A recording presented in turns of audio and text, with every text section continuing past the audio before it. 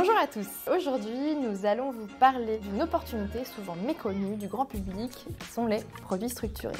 Pourtant, c'est un produit qui présente un vrai intérêt, notamment grâce à la visibilité qu'il offre sur la manière dont les risques peuvent se matérialiser et surtout les possibilités de rendement.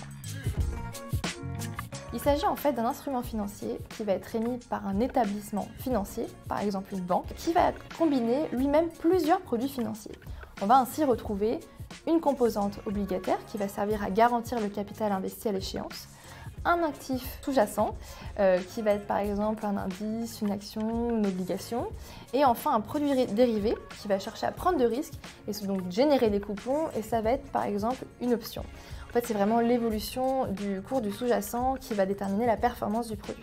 On peut retrouver des produits structurés qui vont prévoir un coupon, disons de 6%, à condition que l'indice de référence, par exemple l'Eurostoxx 50, ne baisse pas de plus de 70% par rapport à son niveau initial. C'est un produit qui en général va avoir une durée d'investissement qui va être entre 5 et 10 ans, elle est connue d'avance.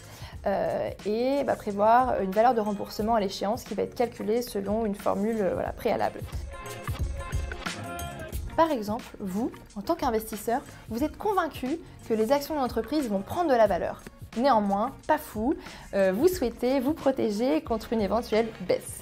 Les produits structurés vont vraiment servir à ça, c'est de vous offrir un rendement potentiel assez élevé et à côté de ça, vous protéger contre des pertes grâce à des stratégies comme, je disais tout à l'heure, des options ou encore des contrats à terme.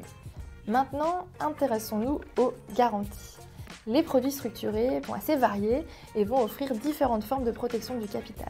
D'abord, il y a le Saint Graal, c'est les fonds à capital garanti qui vont vraiment assurer à l'investisseur de retrouver au moins son investissement initial. On va ensuite avoir les fonds en capital protégé. Donc là, l'investisseur peut retrouver tout ou partie du capital à l'échéance.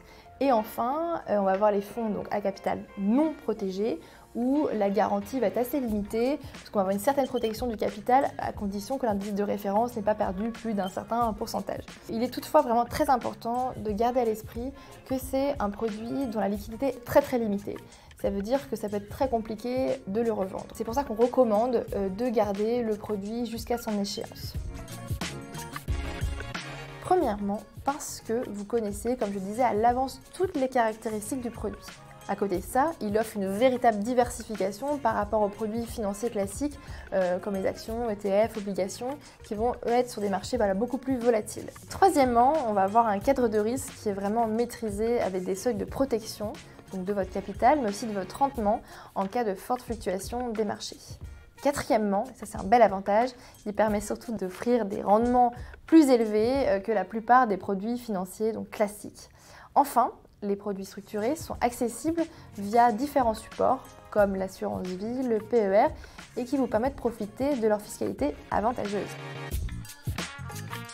En résumé, les produits structurés peuvent être de très beaux outils dans la gestion de votre patrimoine financier parce qu'ils vont vous offrir des opportunités de rendement, donc potentiellement plus élevées que la moyenne, et surtout une protection contre les pertes.